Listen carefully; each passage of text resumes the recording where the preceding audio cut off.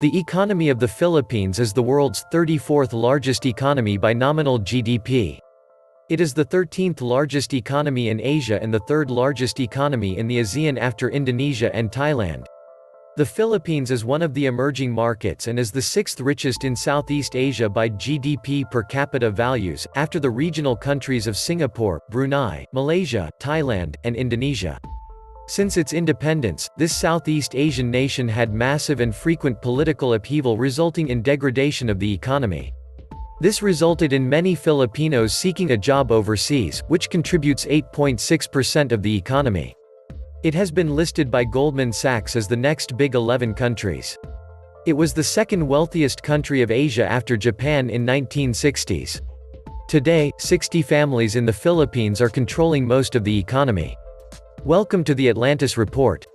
The Philippines is primarily considered a newly industrialized country, which has an economy transitioning from one based on agriculture to one based more on services and manufacturing.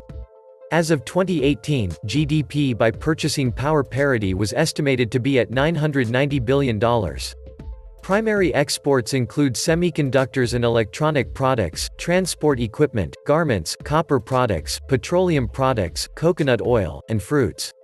Major trading partners include Japan, China, the United States, Singapore, South Korea, the Netherlands, Hong Kong, Germany, Taiwan, and Thailand. The Philippines has been named as one of the Tiger Cub economies together with Indonesia and Thailand. It is currently one of Asia's fastest-growing economies. However, major problems remain, mainly having to do with alleviating the wide income and growth disparities between the country's different regions and socio-economic classes, reducing corruption, and investing in the infrastructure necessary to ensure future growth. The Philippine economy is projected to be the fifth largest in Asia and 16th most prominent in the world by 2050. According to the PricewaterhouseCoopers, it estimates that it will be the 12th to 14th of the richest economy in the world by 2060. While this opposes other reports from HSBC Holdings plc, that by the year 2050, the Philippines will have been stated to surpass the economy of Indonesia due to its yearly higher GDP growth rate of 6.5%, second, after China. However, economic statistics may still vary depending on the performance of the government every year. The Philippines' economy is still so dependent on remittances. It is dependent on foreign remittance, and it keeps foreign investors out. Foreign investors find the 60/40th constitutional provisions such a turn-off as they have built the business 100%, then upon entering the Philippines, they can only control 40% of the business and share it with the Philippine entity who will own 60% of the equity. This is such an irony. Filipinos keep foreign investors out, then go overseas to work for 100% owned foreign households and/or firms. This is an outcome of the ultra-nationalist agenda which protects Filipino businesses at the expense of Filipino job seekers and consumers. In the Philippines, what you have is a young population where 53% is under 25 years old, supplying labor to countries with an older demographic base. English being a primary language helps a lot, and in terms of opportunity cost, it is more beneficial to work abroad than to work the same job at home, where demand is higher for the price other countries are willing to pay for the same type of work. Also, it is hard to start a business here that can compete in regional markets since before you even start expanding, the local government will impose taxes to make businesses here less competitive. Also, these remittances are basically hot money coming in, increasing the disposable income of families here without the government doing anything. Now you remove that 10%, including all that money that fuel domestic consumption, then suddenly you have the Philippines contracting by at least 10%, which is the difference of a stable economy and a revolution. It's the economic model the politicians have set up so that they don't have to address the underlying issues that make the Philippines poor. They're benefiting from the status quo, so what incentive would they have to change anything? Rather than fixing the corruption and inefficiency that prevents investment from coming in, the government just allows, almost encourages it seems, people to easily leave and send money back so that Filipinos can have a reasonable standard of living. The strength of the Philippines' economy lies mostly in its young English-speaking workforce. The main drive are the BPO call centers. The country is the world epicenter of call centers. Next to it is the remittances sent by overseas Filipino workers. The money provided by these two engines of growth helps to support the third engine, which is consumption. The country has a lot of big malls. For now, the Philippines is enjoying a high rate of growth, which is good. More middle class means more sustainable growth for the country. But as every growth story, there's also risk. For the Philippines, there are three main risks. The country is not industrializing fast enough. Its over-reliance on BPO, remittance, and consumption creates a looming import risk. A young country should focus more on creating things instead of consuming like there's no tomorrow. AI and blockchain technology could severely impact the country's BPO industry. The efficiency offered by these new technologies could render millions of Filipinos jobless. The third one is happening as we speak. It's the onset of robotics and immigration strains. Yes, it is cheap to employ Filipinos, but for how long? And this is the main problem of the Philippines economy. It is called, Sections 10 and 11, Article 12 National Parsimony. It basically means that foreigners who do business, invest in the Philippines can only have 40% of their share while their Filipino partners get 60%.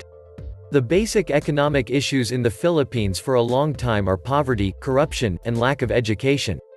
Poverty, many Filipinos think that the cause of poverty is the lack of education, which is true. For example, the parents from a poor family and who don't have an education tend to have more babies than those who are in the middle class because they don't have any knowledge of family planning. While rich people in the Philippines only had 1 or 2 babies, they can focus on their future. The poor become poorer. The rich become richer. Aside from this are graft and corruption in the government, and the opportunities are centered in urban areas. These contribute to wealth inequality distribution in the Philippines. Employment often requires a lot of manual labor for insufficient income to support even a small family. The financial security for people that become disabled or too old to work is very weak, and as a result, many people cannot afford basic medication needs and health care. Although there are many people who show great charity for others, young adults often begin their careers with heavy financial burdens from medical expenses incurred on behalf of their parents. Corruption in the governmental infrastructure is a big issue also, although it seems that President Duterte's regime has reduced this somewhat. I believe that improving education, industry, and environmental awareness would do wonders for the economy here. Limited natural resources require better recycling, sanitation, and management of renewable resources. Regional instability is also hindering economic growth throughout the country, especially in the southern provinces. And now the political issue in the Philippines. As you know, good politics leads to good businesses, which leads to good economy. Corruption, instability, security issues, regulations and government legislations as well as protectionist laws, corruption on every level from 1946 to 2016 has made the Philippines a hopeless mess for the first 70 years of independence. Very low direct foreign investment seriously restricted by the oligarch protectionist economic policies. This is one of the main reasons why 13 million overseas Filipinos are legally and illegally working overseas. Poor overpopulated countries have high tariff barriers and terrible low levels of direct foreign investment to employ their own people inside their own country. Low wages and contract labor laws keep the country unproductive. Filipinos love to spend and not save. Also, you cannot seriously have strong economic GDP growth when the birth rate is the highest in Asia. Serious lack of infrastructure and corrupt delays in the movement of goods through the ports has given the Philippines a bad name also. The lack of a domestic manufacturing base, the lack of sufficient employment at a reasonable wage to sustain a fast-growing population, the overdependence on remittances that create a dependency mindset, a lack of infrastructure to support economic growth, the concentration of economic power amongst a narrow elite, corrupt church and generally corrupt government officials. The above issues are being tackled slowly but will require a huge cash injection from China or another sympathetic power to propel the country forward. The current strong rates of economic growth are misleading as they come off the back of decades of almost no progress. The major economic problem is the lack of knowledge of political leaders and the corruption that has plagued the country, remarkably started by the world-breaking looting of the Marcos regime. The oligarchs were created during the Marcos regime.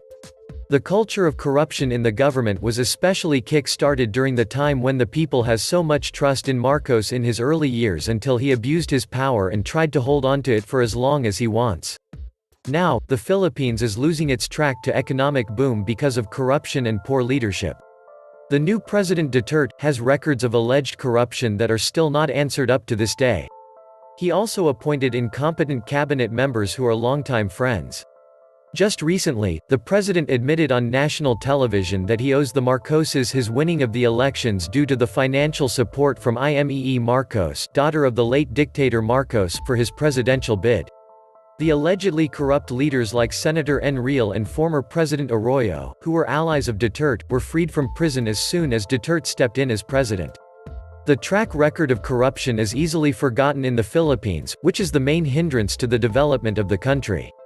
The country is now bombarded with fake news and propaganda to erase the history of corruption, and the government is rather focused on killing small-time drug pushers and on eliminating political enemies. The economic gains of the previous president Noynoy Aquino are in danger of being reversed due to the different ideology of the current administration.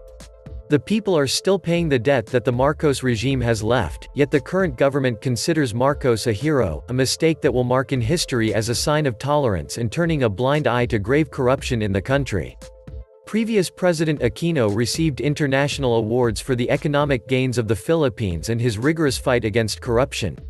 The economic issues were addressed in the previous administration. Now they are not given proper attention.